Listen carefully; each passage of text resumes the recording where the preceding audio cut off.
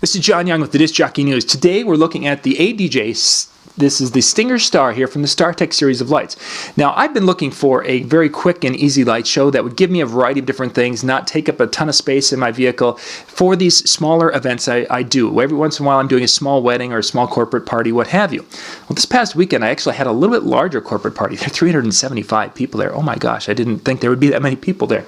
But I decided to go and try this, and I took two of them. So I had two set up on either side of the stage.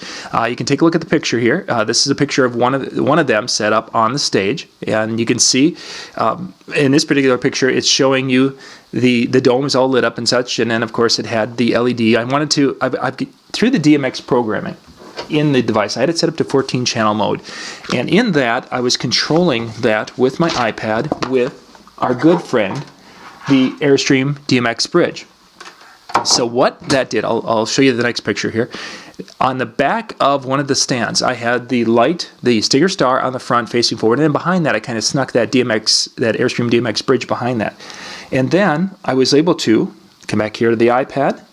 I can go to the app. Now, you've seen me talk about the Airstream DMX app just a little bit. I'm actually not hooked up to it, so that's why it's going to say there's no connection.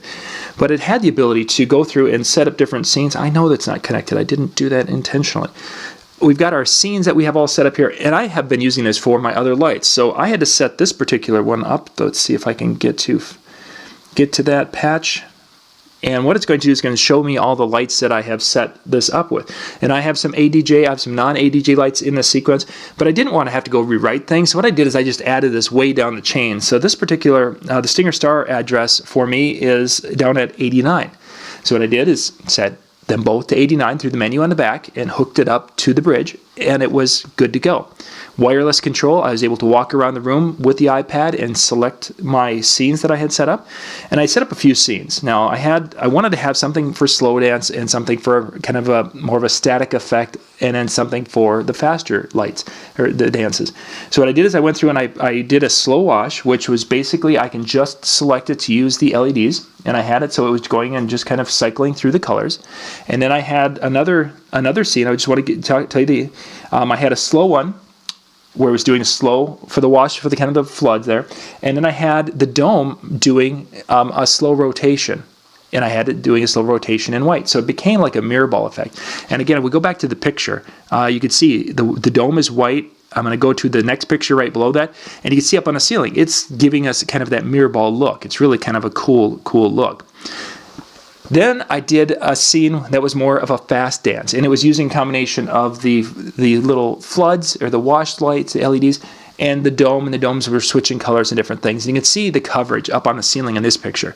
There's a lot of red and blue and different colors, and it really covered the area.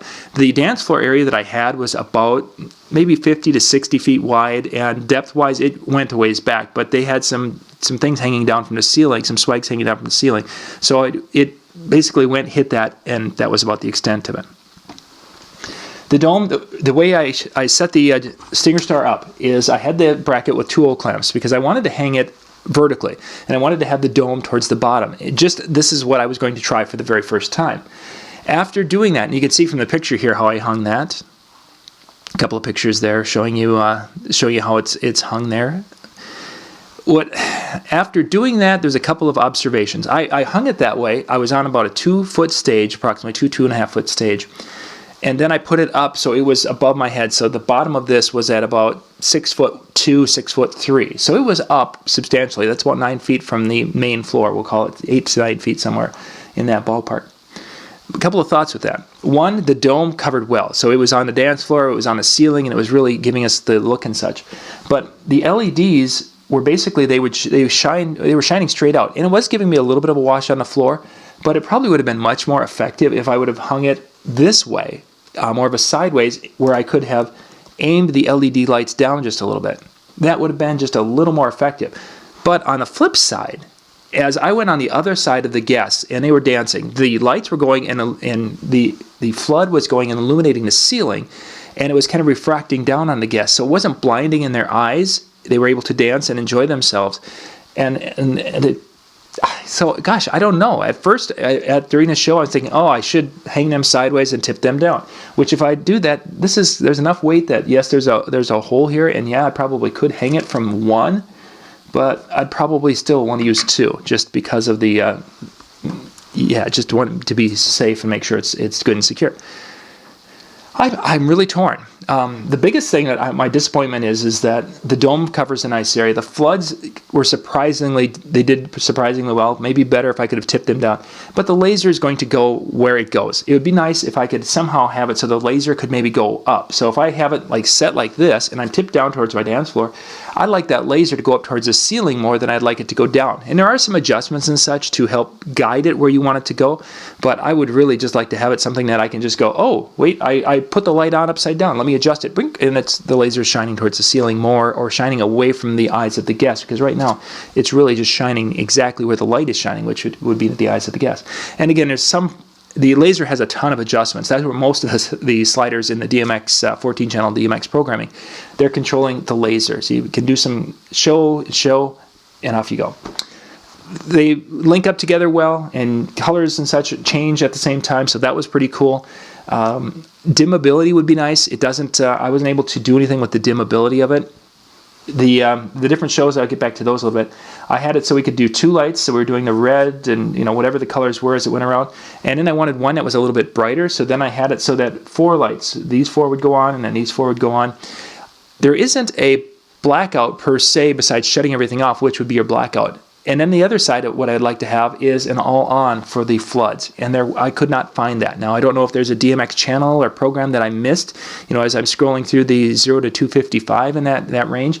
But I couldn't find an all-on. And for me as a wedding DJ, there's times where I would love to have this all on. Everything else off, but I would love to have the wash lights all on. So that way, like during their first dance, I could have that. Or during a slow dance, I could have it all on. I'd love to have it all on, a little bit dim, and then the mirror ball effect would be awesome.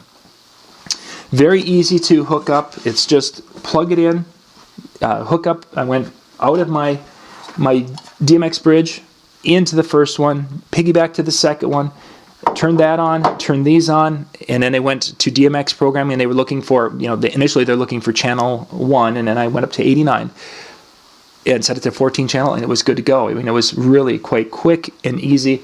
2 of them in my little carrying bag. I purchased an Ariba carrying bag that fit the 2 of them in, and then I took the foam that comes with it because I was a little concerned about this big ball. The box had the kind of foam like you're seeing right here, and I took that and just put it on top of it, and I put it in a bag so that way it just protected that dome. There are probably bags out there that would be a better fit for it, but this is what I had.